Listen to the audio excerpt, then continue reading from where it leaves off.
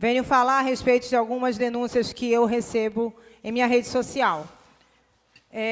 Referente novamente ao transporte escolar. Senhores vereadores, senhor presidente, precisamos tomar uma medida mais drástica sobre essa situação. Não dá mais para aguentar isso.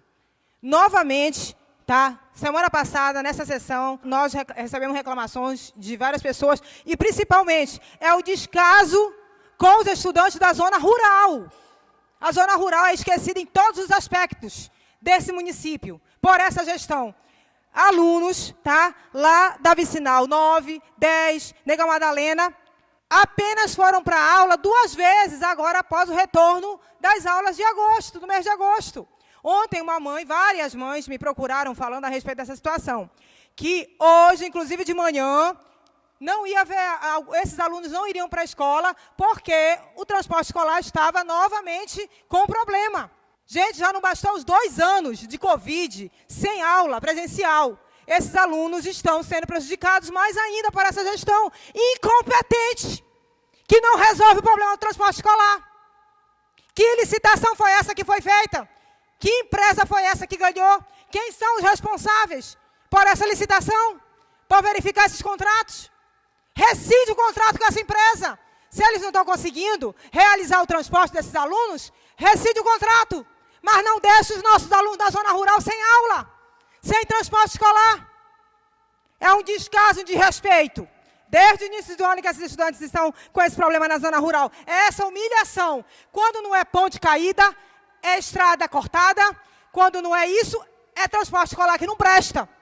O que é que presta nesse município? Falar para o secretário de Educação, para o prefeito, né? O que vocês já fizeram? Quais as providências que já tomaram para resolver essa situação? E aí eu vou fazer uma pergunta. Quem são os responsáveis por esse transporte escolar desses alunos lá? Me respondam, por favor. Quem assinou o contrato junto com a empresa que ganhou a licitação?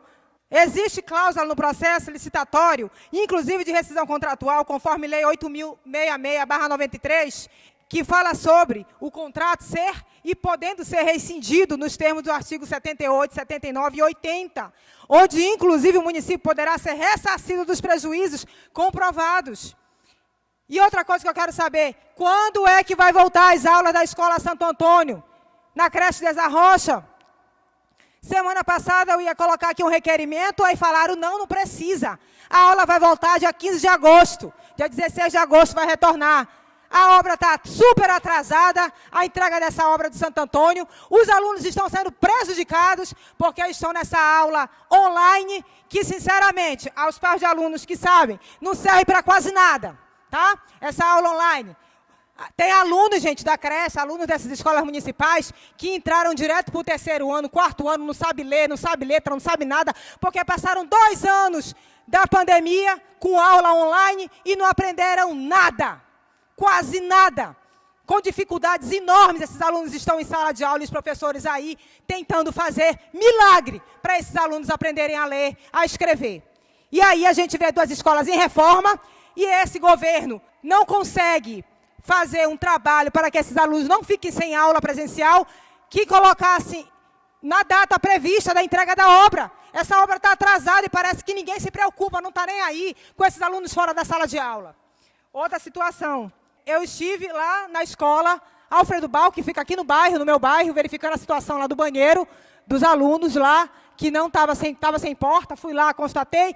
E outra situação lá, a escola é super quente, salas super abafadas, os alunos passam mal dentro da sala de aula. Eu sei que tem uma reforma prevista, fiz uma indicação, inclusive, aqui para que fosse feita uma reforma na Alfredo Balco, na escola, na creche Chapeuzinho Vermelho. Eu espero que essa reforma seja feita o quanto antes, porque lá, quando chove, gente, no período chuvoso, as salas têm várias goteiras. Como é que esses alunos vão ficar nesse período chuvoso que se aproxima? Então, se tem para fazer uma reforma, que seja feita. Se não vão fazer agora, que vão lá e façam uma reforma no telhado daquela escola, que vão lá também e façam um reparo nos ventiladores, porque ali ventiladores são tudo, a maioria é muito lento, não consegue ventilar a sala.